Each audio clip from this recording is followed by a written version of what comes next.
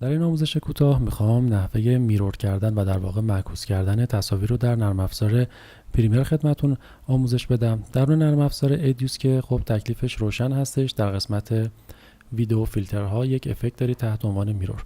اون رو که روی فیلم بندازید تصویر به صورت معکوس از چپ به راست میرور میشه.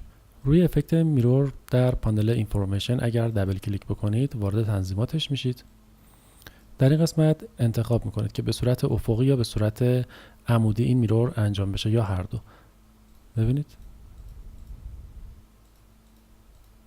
به صورت افقی و عمودی یا هر دو مورد.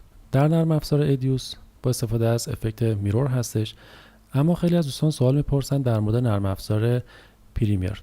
دوستان میان در قسمت افکت ها سرچ میکنن میرور،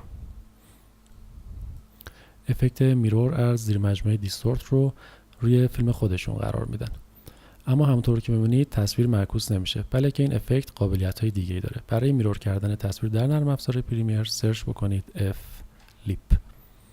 اگر سرچ بکنید اف لیپ در زیر مجموعه ترانسفورم دو تا گزینه در اختیارتون قرار میگیره، افقی و عمودی. من میندازم روی فیلم، ببینید اینجا من افکت رو خاموش روشن میکنم، تاثیرش رو ببینید. بعدی رو میندازم ورتیکال، این هم نتیجهش.